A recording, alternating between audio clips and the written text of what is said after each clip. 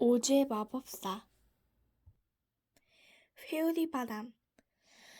도로시는 캔자스주의 드넓은 평원 한복판에서 헨리 아저씨, 엠 아주머니와 함께 살고 있었다. 헨리 아저씨는 농부였고 엠 아주머니는 아저씨의 부인이었는데 두 사람의 집은 아주 작았다. 집 짓는데 필요한 목재를 수만 킬로미터 떨어진 곳에서 우마차로 실어 와야 했기 때문이다. 집은 벽 4개, 마룻바닥 하나, 지붕 하나, 즉 방만 하나 달랑 있는 그런 집이었다. 방에는 요리할 때 쓰는 녹슨 화덕과 그릇을 넣어두는 찬장, 식탁, 의자 3-4개 그리고 침대가 있었다. 헨리 아저씨와 엠 아주머니가 자는 큰 침대는 방 한쪽 구석에, 도로시가 자는 작은 침대는 그 반대쪽 구석에 놓여 있었다. 다락이나 지하실은 없었다. 다만 회오리 바람 대피소라고 불리는 작은 구덩이가 마룻바닥 아래 땅 밑으로 하나 마련되어 있을 뿐이다.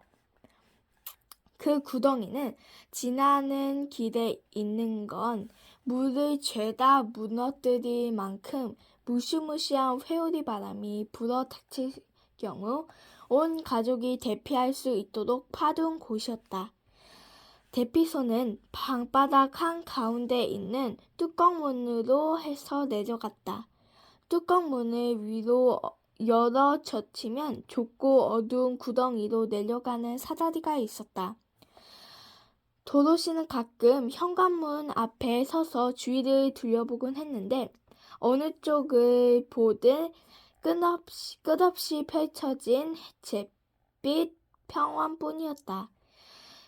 광활한 들판에는 중간에 삐쭉 솟은 나무 한 그루나 집 한 채 없이 어느 방향으로든 하늘까지 쭉 뻗어 있었고 뜨거운 태양에 커다란 잿빛 덩어리로 구워져 버린 들판은 쫙쫙 갈라져 나간 실금들로 가득했다.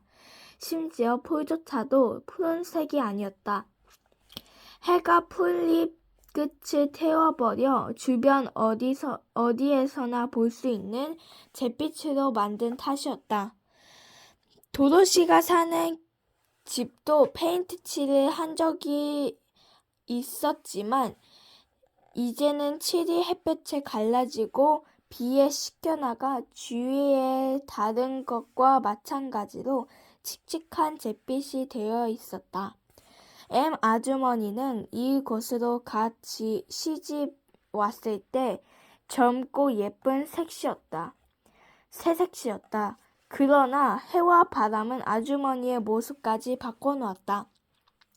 초롱초롱하던 눈빛은 무미건조한 잿빛이 되었고 뺨과 입술도 해와 바람의 붉은기를 빼앗겨 어느새 잿빛으로 변해 있었다. 비쩍 말라버린 아주머니는 이제 웃는 일도 없었다. 고아가 된 도로시가 이곳으로 왔을 때 엠 아주머니는 아이의 웃음소리에 깜짝 놀랐다. 도로시의 명랑한 웃음소리가 들릴 때마다 비명을 지르며 손으로 가슴을 누르곤 했다. 사실은 아직도 언제 어디서든 웃을거리를 찾아내는 꼬마 도로시를 놀랍다는 듯이 바라보았다. 헨리 아저씨는 웃는 법이 없었다. 아저씨는 아침부터 밤늦게까지 열심히 일했지만 기쁨이 뭔지는 몰랐다. 헨리 아저씨 역시 긴 석수염에서부터 낡은 장화 이르기까지 잿빛기는 마찬가지였다. 게다가 늘 엄격하고 엄숙했으며 말수도 아주 적었다. 도로시를 웃게 만드는 것은 토토였다.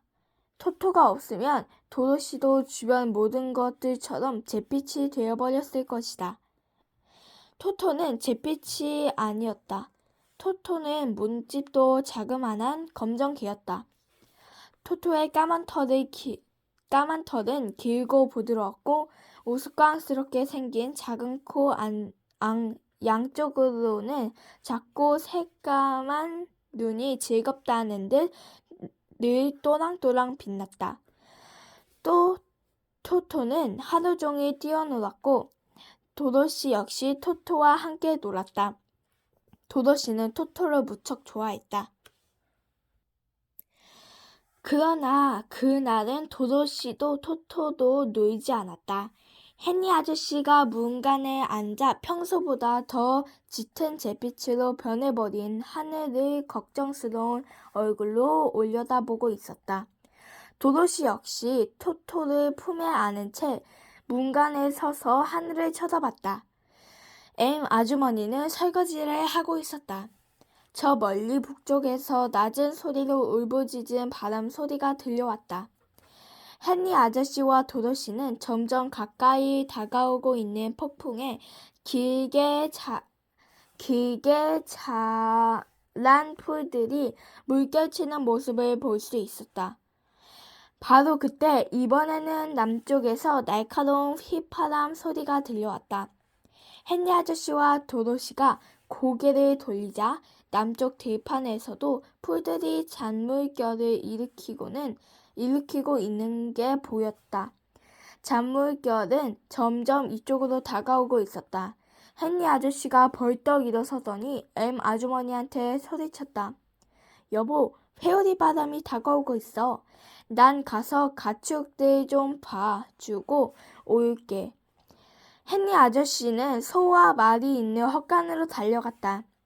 설거지를 멈추고 문가로 뛰어나온 아주머니는 위험이 코앞으로 다가왔다는 사실을 대번에 알아챘다. 서둘러라 도도씨, 얼른 대피소로 내려가, 어서. 아주머니가 소리쳤다. 그때 토토가 도도씨의 품에서 뛰어내리더니 침대 밑으로 달아났다. 도도씨는 토토를 붙잡으려 허둥지둥 그 뒤를 쫓아갔다. 잔뜩 겁을 집어먹은 아주머니는 바닥에 나있는 뚜껑문을 위로 열어 젖힌 뒤 사다리를 타고 작고 어두운 구덩이로 내려갔다. 간신히 토토를 붙잡은 도도씨도 구덩이 쪽으로 달리기 시작했다. 하지만 방을 절반쯤 가로질렀을 때 귀청이 찢어질 것 같은 어마어마한 바람소리가 들리더니 집이 마구 흔들렸다. 도도씨는 그만 중심을 잃고 바닥에 주저앉고 말았다. 그 순간 이상한 일이 일어났다. 집이 두세 번 빙글빙글 도는가 싶더니 공중으로 천천히 떠오르는 것이었다. 도도씨는 꼭 하늘로 떠올리던 풍선 속에 앉아있는 기분이었다. 북쪽에서 불어온 바람과 남쪽에서 불어온 바람이 정확히 도도씨의 집에서 맞부딪혀 도도씨의 집이 소용돌이의 중심에 놓였던 것이다.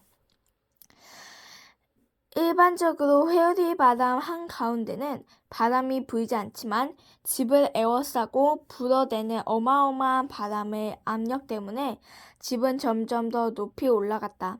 그리고 마침내 회오리 바람 꼭대기에 이르렀다. 도도씨의 집은 계속 그렇게 붕 뜬 채 깃털처럼 가볍게 멀리 실려갔다. 밖은 캄캄하고 바람은 요란한 소리로 울부짖고 있었지만 도도씨는 아주 편안하게 바람에 실려가고 있었다. 처음 집이 몇 번 빙글빙글 돌다가 심하게 기우뚱거렸을 때도 도도씨는 요람에 누워있는 아기처럼 가볍게 흔들리는 느낌만 느꼈다. 그러나 토토는 집이 그렇게 흔들리는 걸 좋아하지 않았다. 그래서 큰 소리로 왈왈 지저대며 방 안을 이리저리 뛰어다녔다. 하지만 도도씨는 바닥에 가만히 앉아 앞으로 벌어질 일을 기다렸다. 그러다가 한 번은 토토가 열려있는 구멍문 쪽으로 너무 가까이 다가가는 바람에 문 밖으로 떨어지고 말았다. 순간 도도씨는 이제 토토를 영원히 잃어버렸구나 싶었다. 하지만 얼마 안 가 토토의 한쪽 귀가 구멍으로 삐져 올라와 있는 것이 보였다. 소용돌이치는 바람의 강한 압력이 토토를 떠받아준 덕분에 토토는 밑으로 떨어지려야 떨어질 수가 없었던 것이었다. 도로시는 구멍 쪽으로 기어가 토토의 귀를 잡고 방으로 다시 끌어올렸다. 그러고 나서 다시는 그런 사고가 일어나지 않도록 뚜껑 문을 꼭 닫아버렸다. 1시간, 2시간 시간이 흘렀다. 도로시는 더 이상 두렵지 않았지만 서서히 외로움을 느꼈다. 게다가 사방에서 들려오는 바람소리가 어찌나 시끄럽던지 거의 귀머거리가 될 지경이었다. 도로시는 한동안 집이 다시 땅바닥으로 떨어질 경우 자기도 산산조각이 나지는 않을까 걱정했다. 그러나 몇 시간이 지나도 끔찍한 일이 일어나지 않자 걱정을 졌고 앞으로 일어날 일을 차분하게 기다리기로 마음먹었다. 이윽고 도로시는 이리저리 흔들리는 바닥을 기어 자기 침대로 가 누웠다. 토토도 쫓아와 도로시 옆에 납작 엎드렸다. 집은 흔들리고 바람은 울부짖었지만 도로시는 곧 눈을 감고 깊은 잠에 빠져들었다.